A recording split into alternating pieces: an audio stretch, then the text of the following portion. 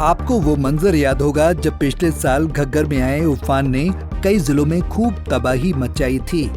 कई गांव बाढ़ की चपेट में आ गए थे। किसानों की फसलें खराब हो गई थीं।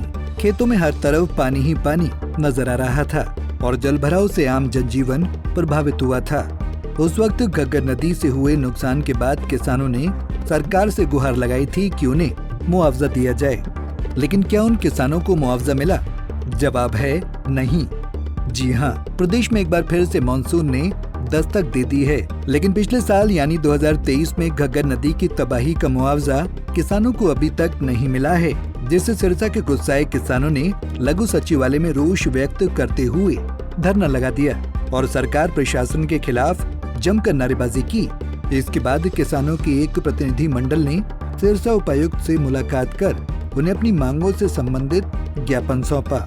इस बाबत भारतीय किसान यूनियन चड़ूनी के हिसार जोन के प्रधान सिकंदर रोड़ी ने क्या कहा, सुनिए। डीसी साहब ने जो हमारी मांगे थी उनको याद दिलाया। अभी आपका बहुत बहुत धन्यवाद। 2020 का जो 65 करोड़ 258 करोड़ से आपने कम करते करते 65 करोड़ कर दिया है। अगर आप दे दोगे तो डीसी साहब आप नए हो तो आपका जो हमारी को गिफ्ट होगा कि आप नए आए हो तो आपका धन्यवाद होगा। और दूसरा था 2023 का, उसमें उन्होंने सही जवाब नहीं दिया है। कहते हमने क्योंकि सरकार ने 15,000 से कम करके 7,000 कर दिया था और उनको हमने कहा भी पीछे देखिए जो 2023 में तहस नहस हुआ था, पूरा सरसा जला, सबकी फसलें बर्बाद हो गई थी, उसमें उन्होंने ठोस जवाब नहीं दिया कोई। मेरे हिसाब से 2023 का किसानों को और मजदूरों का जो पशु पक्षियों का, घरों का, जानवरों का जो खेतों में नुकसान हुआ था, उसमें मेरे हिसाब से कुछ नहीं देने वाली सरकार 2023 का जो उनसे बात हुई है। और माइनर को लेकर जो पानी लगातार कम चल रहा है, हमारा किसानों का खेतों में अब जोर चल रहा है, पूरा बिजाई का, धान का लगा रहे हैं, कपास का भी पानी लगा रहे हैं, तो उसमें उन्होंने जरूर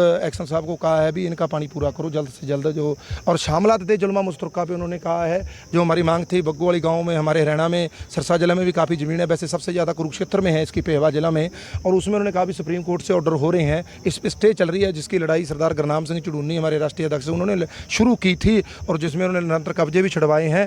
अगर 265 करोड़ है जो हमारा मेन, और दूसरा 2023 की लोगों का ओपिनियन लेंगे जो फसलों का नुकसान हुआ है घग्गर से।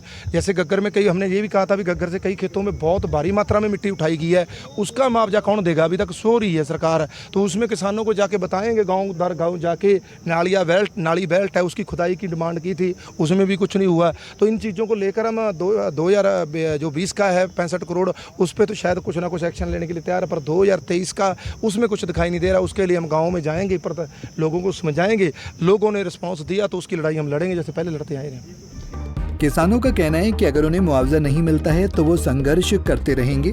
ऐसे में अब देखना है कि क्या सरकार किसानों को मुआवजा देगी, अगर हाँ तो कब तक। बहरहाल प्रदेश में साल के अंत में विधानसभा चुनाव होने हैं।